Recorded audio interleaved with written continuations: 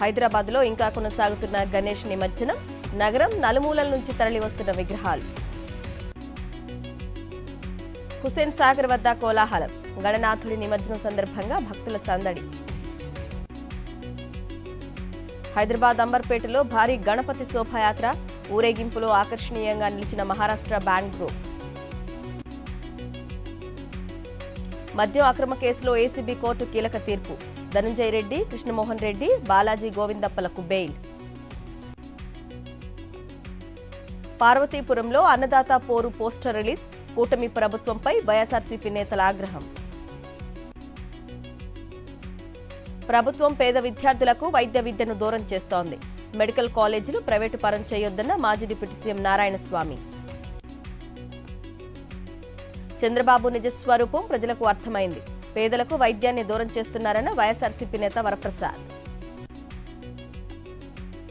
కాకినాడ జిల్లా వ్యాప్తంగా రైతులకు యూరియా కష్టాలు, రైతు సేవా కేంద్రాల వద్ద పడిగాపులు కాస్తున్న అన్నదాతలు.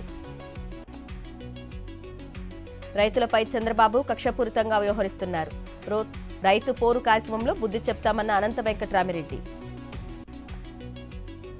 ఈ నెల 17న హైదరాబాద్కు రక్షణ మంత్రి రాజ్నాథ్ సింగ్ పరేడ్ గ్రౌండ్లో జరిగే తెలంగాణ విమోచన దినోత్సవానికి హాజరు. ఆర్కియాలజీ పరిధిలోని దేవాలయాలను అభివృద్ధి పరుస్తాం, కేంద్రంతో చర్చలు జరుపుతామన్న మంత్రి కొండా సురేఖ. హిందూపురం ఎస్బీఐలో బంగారు నగల చోరీ, కేసును ఛేదించిన పోలీసులు. అంతర్రాష్ట్ర ముఠా సభ్యుడు అరెస్ట్, 2 కిలోల బంగారం రికవరీ.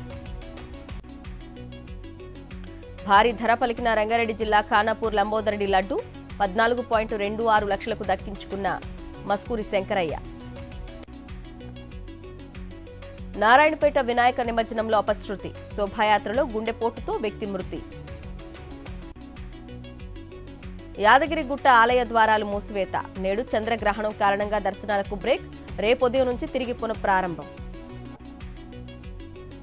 నేడు మధ్యాహ్నం 1 గంట నుంచి శ్రీశైలం ఆలయం మూసివేత, చంద్రగ్రహణం కారణంగా రేపొదయం ప్రారంభం కానున్న దర్శనం.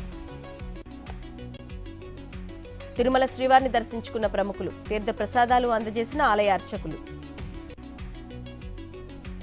నేటి నుంచి పార్లమెంటు కాంప్లెక్స్లో బీజేపీ ఎంపీలకు వర్క్షాప్, ఉపరాష్ట్రపతి ఎన్నికల్లో ఓటింగ్ విధానం అంశంపై చర్చ. గాజా సిటీపై విరుచుకుపడిన ఇజ్రాయెల్, ఆకాశ హర్మ్యాలే టార్గెట్గా భీకర దాడులు. ట్రంప్ టారిఫ్ ఎఫెక్ట్, అమెరికాకు 80% తగ్గిన పోస్టల్ ట్రాఫిక్.